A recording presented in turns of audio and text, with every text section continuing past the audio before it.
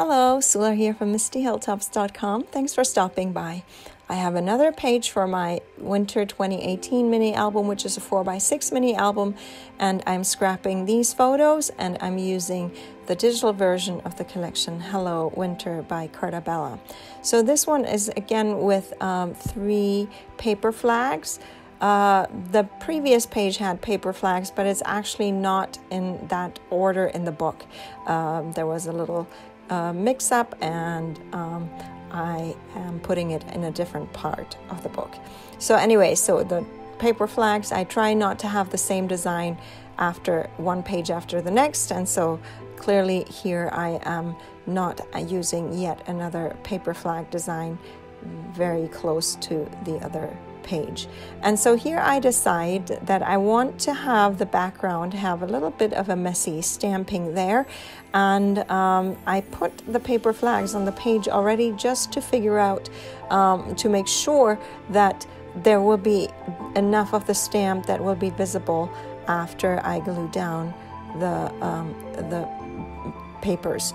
Because what happens to me very frequently is that I do some mixed media kind of art, and then once I put the papers on the page, then everything is kind of covered up. All that artwork is covered up. So even here I have to realize later that, oh no, too much of the stamp is covered up, so I have to add a little more of that and make sure that more of the stamp is actually visible once the papers will be glued down. So here I'm actually doing a little bit of an offset double stamping, but it's a messy stamp, so it really doesn't matter and won't show in the end. And then I am working with this frame that comes with the collection. I just fussy cut it out. It doesn't matter if I cut it very nicely and neatly, because I run a card along the edges of all my papers, including this frame, because it's not cut from heavy cardstock. It's just cut from this lightly thicker just paper that I use for this album. So I still run a card along the edge of that, and so that makes the edge quite distressed. And so whether I have a clean cut or a bit of a messy cut, it doesn't really matter, because the distressing messes up the edges of my papers anyway, and that is just fine by me, because it gives the papers a lot more dimension, and so there is a lot more, it just pops off the page much better when I run, when I distress the edges of the paper. So that is something that I will not go back from, because it makes a big difference on the page, whether paper is just flat or a paper has distressed edges that add a little shadow to the page. And then here I'm ready now to glue down these flags, and then I have the 2 photos that will go on the one side, and then the other photo will go on the other side there. And so again, I can remember to put things a little bit more at an angle than it is. I do create all my pages in Silhouette Studio, where I clip the papers. I have the shapes, and then I clip the papers to it. Here I forgot that the snowflake should be behind the photo, and lucky for me, the photo wasn't too stuck down to the page. The glue usually really sticks well, and once it's fully glued down, I can't really put it there, take it off anymore. Or I might have actually not glued that part of the photo fully down, or pressed it down onto the page.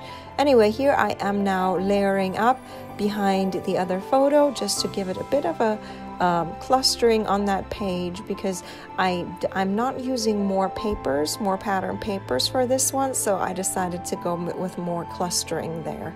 And so because I felt that paper frame that came with the collection was quite a bit busy, and I didn't need any more busyness as far as busy pattern paper, and so I was just content to add just embellishments and make that work.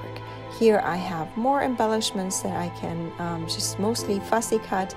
I do do the print and cut with a silhouette sometimes, but here I wanted to work quickly. It's not just keep collecting, because usually I try to collect a number of embellishments from several pages before I then use them for print and cut and silhouette. And I'm not using the print and cut feature in the silhouette.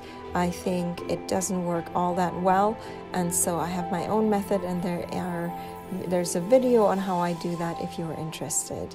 So anyway, here now I have started to put down the embellishments, and that means I can now start adding those word strips. I have so many of them that I try to squeeze in a number of them on each page, but I find they make some fun embellishments anyway.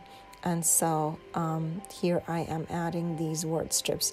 I created them myself and made them available as freebie on my blog, mistyhilltops.com. I will also make available the base of this album, which is the page, the spine, and a piece of a strip of paper that will help you give bulk to this album.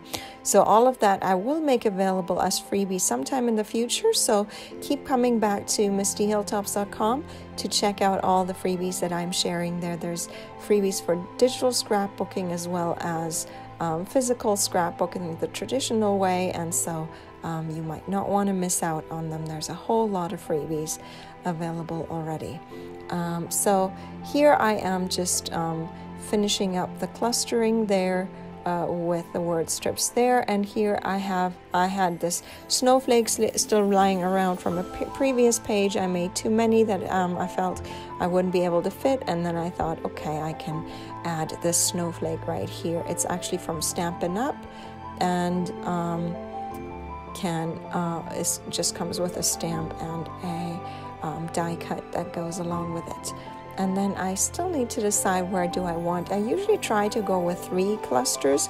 Now here I am clearly going with more clusters, but I felt like the 2 main clusters were so distinct that I could almost treat it like two separate clusters, so each one getting 3, which that doesn't work out anyway either. But here is my page done. Now I'm going to leave you with some more close-ups. I hope you enjoyed this video. Give it a thumbs up if you did. Consider subscribing, and I hope you have a great day. Thanks for watching. Bye.